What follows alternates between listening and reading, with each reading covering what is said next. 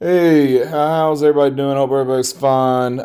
So today I'm gonna use a different application on here so I can do this from home. So we're talking today about Trig. It's our first introduction to Trig, and I'm just gonna show you some of the applications thereof. How you learn Trig is in pieces. It's not a difficult concept. Trig is for trigonometry, by the way. Sorry if I did not clarify that. It's not difficult. Anybody can learn this. It could be at the beginning of the school year, end of the school year, middle of the school year, does not matter. You don't have to know anything about triangles or any prior knowledge to geometry to do this stuff. It is super easy. So the best way I know to do this is to use this little snippet thing to go over. So underneath your little thing that says acronyms, I want you to write the following. Okay, an acronym is a word or it may not be a real word. It may be a made-up word. Like, for example, oh, come on now. I want you to write, and I want you to do it in a different, I want it to be in black where we can see it. There you go. Is that going to let me do it now? I set that color. Thank you. So, like the word, this is coming up for a lot of folks. The STAR test. I don't know why they think they can put two A's in it and still just be star, but it's the STAR test or the STAR test. You know, and it stands for the State of Texas Assessment of Academic Readiness. That's what STAR test stands for. Or one y'all are more familiar with, LOL. Okay? Laugh out loud. Or here's one that a lot of people don't know is an acronym, and that is SCUBA. SCUBA, as in a scuba diver, should always be written in capital letters. If all the letters are not capital, if you want to go and take scuba diving lessons and the guy you go to does not write scuba in all capital letters, do not take lessons from that guy or girl. They do not know what they're talking about. They do not even know how to write the thing they're trying to teach you. By the way, SCUBA stands for Self-Contained Underwater Breathing Apparatus. Here's one a lot of people know or remember, and that is PMDAS. Now, that's not a real word, okay, but a lot of folks remember. PEMDAS is parentheses, exponent, multiply, divide, add, subtract. A lot of people remember that. And if you're one of those who remembers it that way, great, you do that. There's one more that I want you to get down here, and we're going to talk about what it is here in just a minute. I'm going to explain it, and that is SOHCAHTOA.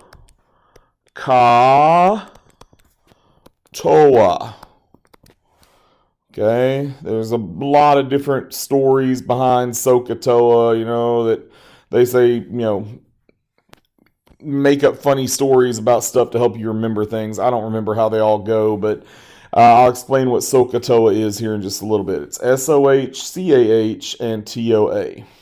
Okay. Now, if you remember things with acronyms, that's great. But I got some folks that don't remember things with acronyms. They remember things using what's known as a mnemonic device. Not demonic, but mnemonic. Mnemonic. All right, so this right here is the mnemonic device section. All right, some mnemonic devices that you may have heard. How about this one? These are usually longer. I'm sorry that they are, but they are. Let's see. King Paul cried out for good soup.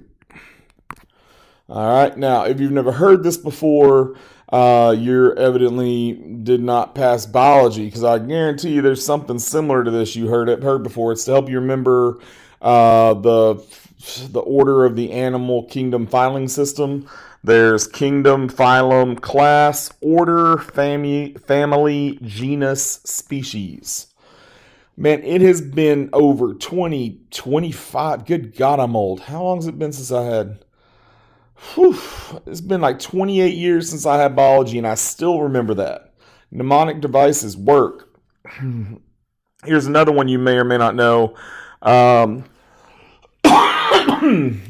excuse me. My very excellent mother just served us nachos.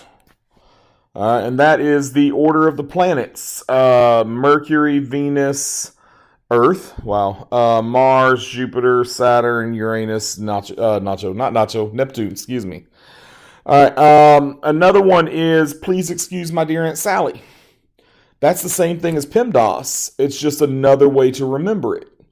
I like mnemonic devices better. Okay. I mess up acronyms all the time because they can be spelled different ways, I think. So I always go with the mnemonic device. And there's the last mnemonic device I got for you is one that goes with SOHCAHTOA. So if you can't remember SOHCAHTOA, then remember this. Some old hippie, comma, caught another hippie tripping on acid. I know that's not very school appropriate, but oh my God, do people remember it? All right, so, I used to teach people the old aunt sat on her coat and hat. And it works. That one totally works. Problem is people forget it. But man, some old hippie caught another hippie tripping on acid. We had a teacher here at Spring a while back. Her name was Alexis Escortia. She was spectacular. And she taught me that. Her college professor taught her that one, and she remembered it ever since. And that's the one I've used because that's the one all my students remember. So, some old hippie caught another hippie tripping on acid. That is a mnemonic device. And that is what I want you to take away from this. Some old hippie caught another hippie tripping on acid. I want you to remember that because you're going to need it for this next unit. Okay? So, going back to our picture here. Let me take another snapshot here. I need to talk to you about this section right here and what these things stand for and how we use them. So, there's SOHCAHTOA. Or some old hippie caught another hippie tripping on acid. I'm going to use that one. It's some old hippie caught another hippie tripping on acid. These, ladies and gentlemen, are known as the Trig Ratios. You have to know these. Some old hippie caught another hippie tripping on acid. Got it? So I'm sure, hopefully, by now you're going, okay, what do those things stand for? Okay, you said it 1,000 times. Here it is. Here's what some old hippie caught another hippie tripping on acid is. So the S stands for the word sign. It is written like that, not S-I-G-N. It is abbreviated S-I-N. We do not say sin. Okay, you're going to talk about angles. You don't say sin 45. It is sine 45. Okay, when you see this written, you don't say mer. You say mister. When you see this written, you're going to go dr. That's doctor. Okay, you see this written, you don't go it's. Okay, it's etc. If you didn't know that. All right, so please say the whole word. It is not, you can't just get away with saying part of it. So the next one is cosine. And we abbreviate it with COS. Again, don't say cos or cos. It is cosine. And T stands for tangent. And it is abbreviated TAN. And again, we don't like to use the word tan. All right, so those are your new words. Words that you already know. The H stands for hypotenuse. Misspelled that. There's an S and then an E. Sorry, I kind of ran out of room there. S-E. There we go. O stands for opposite. And A stands for adjacent. Okay? So that's the deal. Trig ratio. Some old hippie caught another hippie tripping on acid. Sine, cosine, tangent. H is for hypotenuse. O is for opposite. And A is for adjacent. Now we're going to talk about how all this stuff works on our next little section. So, come up here. I'm going to highlight this right here. All right. Now, the first thing I'm going to do for each one of these problems is I'm going to write those ratios. Some old hippie caught another hippie tripping on acid. Excuse me. So, here's the deal. We have to find the sine of x, the cosine of x, the tangent of x. We need to know which side on these triangles is our h, which one's our o, and which one's our a. Well, the easiest one to find is our h. The h is the hypotenuse, guys. If you don't know where h is by now, we got a problem. You should really, really know that by now. I'm going to change colors here to a blue. All right, so this is H. I tell my students that if you can't find H, put your finger on the box, and whichever side you're not touching, that's H. See, if I put my finger here, I'd be touching this side A and this side C. So when I put my finger there, that's the side I'm not touching. That's H. Now let's talk about O and A. How to find O and how to find A. How to find the opposite and the adjacent. There's a great man who is still at Spring High School, and he taught me something I had never, ever thought of before, and I was having such a hard time getting kids to remember which one was the opposite side, which one was the adjacent side. See, this could be the opposite, this might be the opposite, this could be the adjacent, this could be, you don't know. It can't be this one because that's H. So here's what he figured out or he heard. I don't know. By the way, the man's name is Mr. Matlock. He is in Mr. Gorelick's room a couple of periods. He is our golf coach, and he is spectacular at just about every math I know. So here's the deal. He said, if you imagine that this is a haunted house, this is one room, a triangle-shaped room in a haunted house, okay? You are standing in the corner that has the angle marked. We see we're looking for sine of x, so we're talking about this corner. You're standing in this corner of a room. It is completely dark. You can't see anything. You need to know who, what, or, if anything is in the room with you. So you have a flashlight. The flashlight is only going to stay on for a couple of seconds. You need to get a good idea of where everything is. So you turn the flashlight on. Now, if I was in a room and I need to know if there's anything in there with me, I would not shine it on the floor. I would not shine it on the ceiling. I would not shine it on the walls. I wouldn't shine it on this wall or this wall that I could touch. I would shine it on the other wall over here. And what kind of shape does a flashlight make when it hits the wall? If you've never used one before, because I know lights on our phones don't actually do it, but if you ever use an actual flashlight, it makes a big O. So finally, if that's H and that's O, that's how you always find O, this is A.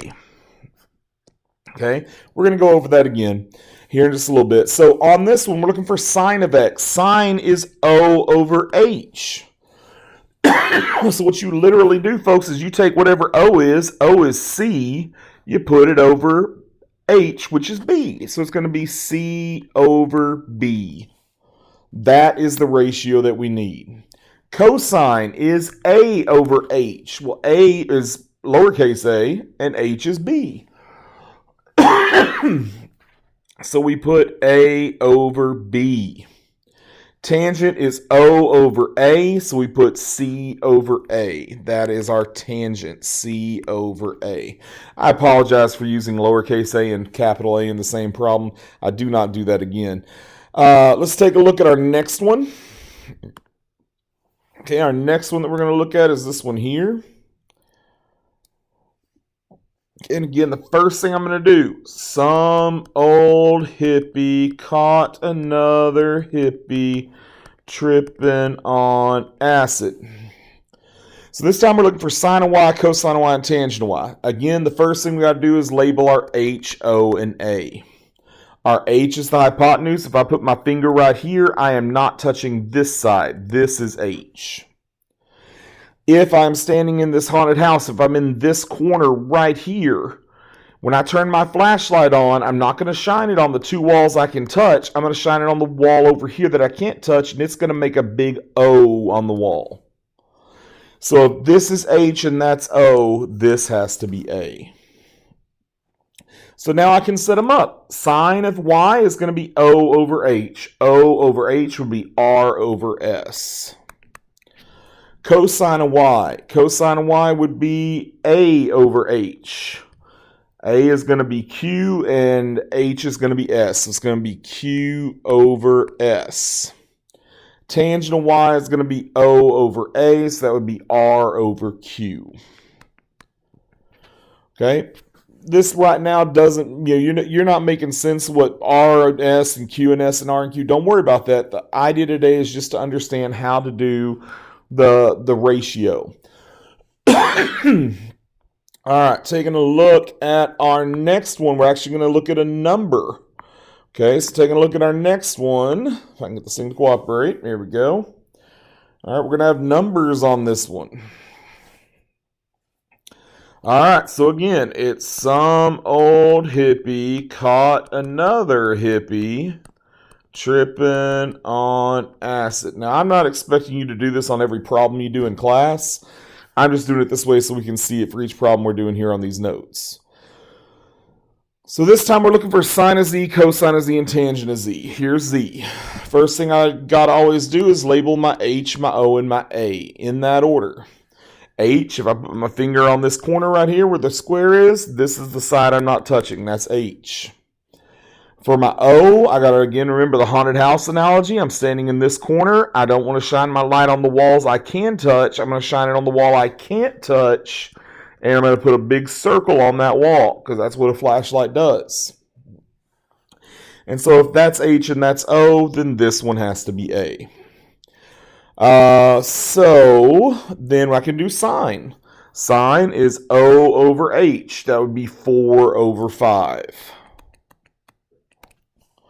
Cosine would be A over H. That'll be 3 over 5. And tangent of Z would be O over A. That will be 4 over 3. One little side note, tangent is the only one of these that can be an improper fraction. The only one that can be improper, because these two, H is on the bottom. See, there's an H there and there's an H there. H, H. The hypotenuse has to be the longest side. So sine and cosine will never be an improper fraction.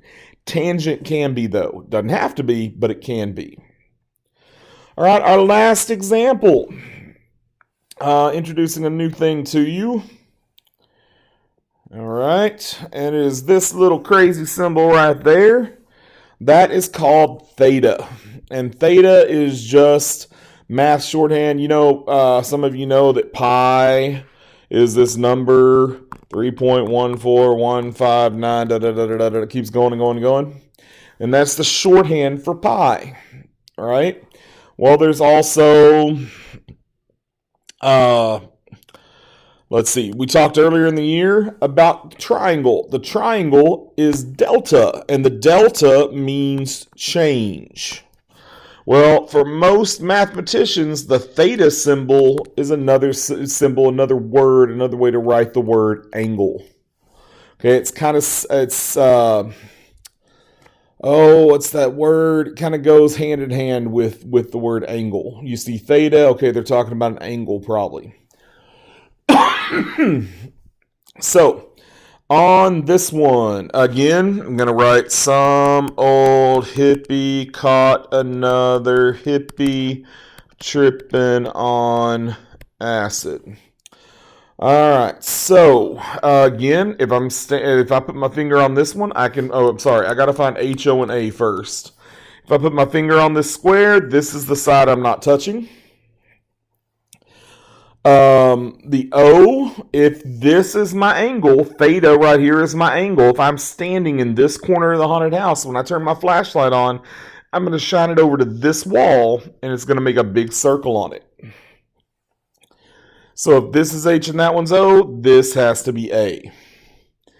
Now I need to set up my three ratios. Sine is O over H, so that'll be 5 over 13. Cosine has to be A over H, so that'll be 12 over 13. And tangent is going to be O over A, or 5 over 13. All right. Guys, that's it for setting up ratios and understanding what, SOHCAHTOA, some old hippie caught another hippie tripping on acid is. Hope it worked for you. Hope you understand. Hope you have a real easy time with the work tomorrow. Okay? Good luck.